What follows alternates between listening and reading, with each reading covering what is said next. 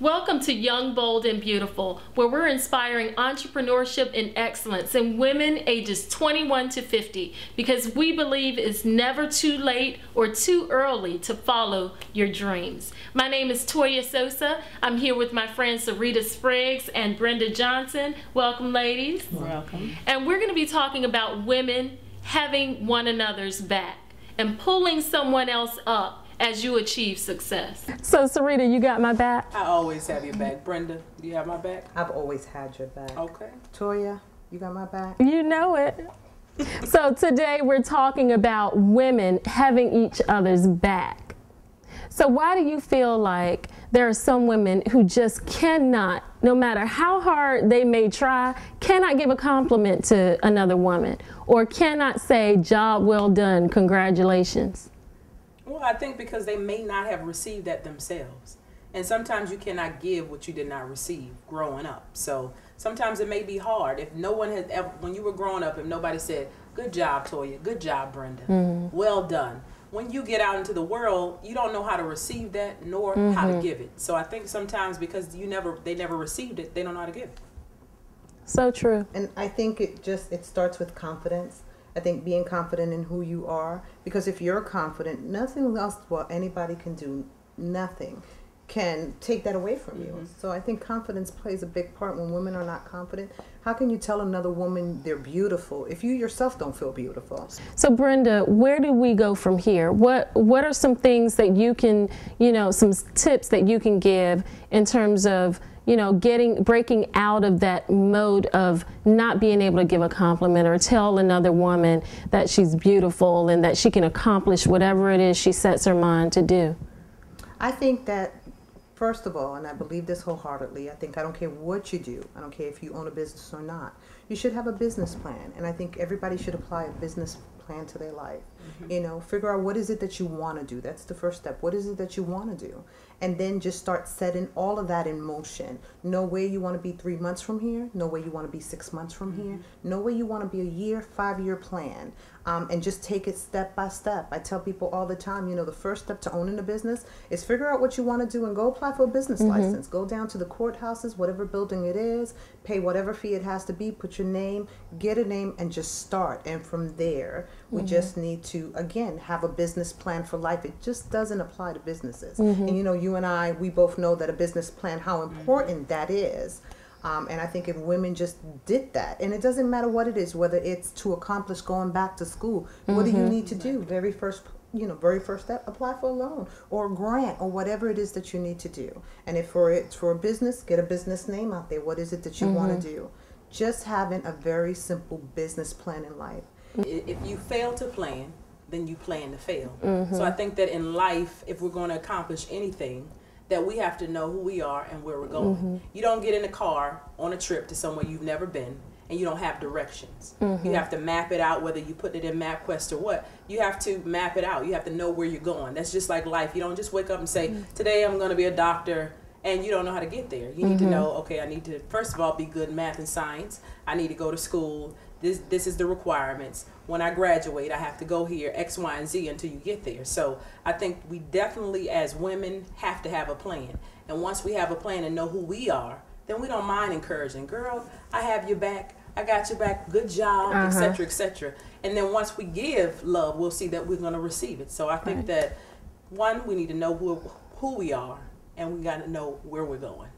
Right. And, it's not just about having a set plan for something you want to do. It's about being happy in what you do as well. I've seen some miserable people who work day in, day out, long hours, weekends, go through that whole process their entire lives, unhappy, working for someone else, unhappy. That is a horrible way to live.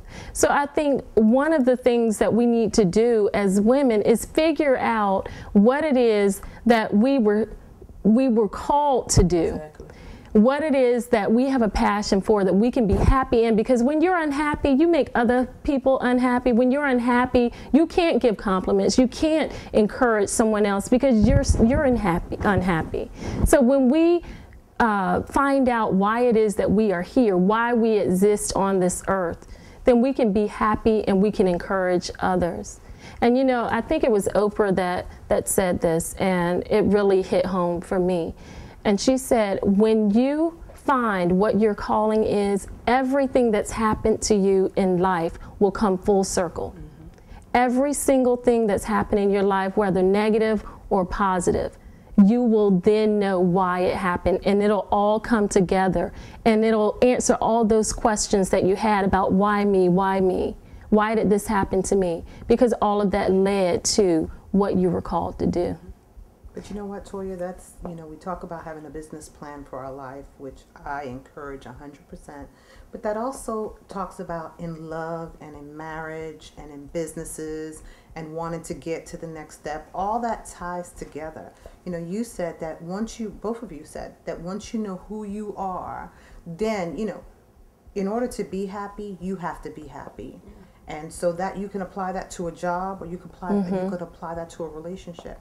If you're not happy, then everything around you will not fall in place. And so I believe that in order for a person to be truly happy, they have to be happy themselves. How can you expect anybody to be happy for you if they're just a miserable individual? They're never gonna be. It's never gonna happen. And so that's the first step, I think, is finding your true happiness, whatever that is. You know, if you're in the wrong relationship, and of course, I'm not gonna encourage anyone to get divorced.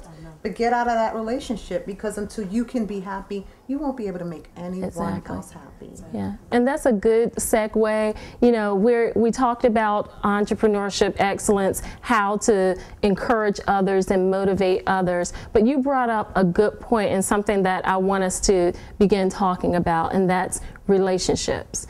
Because I believe that life is all about the relationships that you have with people. Whether it's a relationship that you have with your parents, relationship you have with your children, relationship you have with your spouse or significant other. All of that really can help or hurt you in life, in business. If you're not happy at home, if you don't feel fulfilled at home. You'll be a tyrant at work. Thank you. Oh, absolutely. Exactly. Absolutely.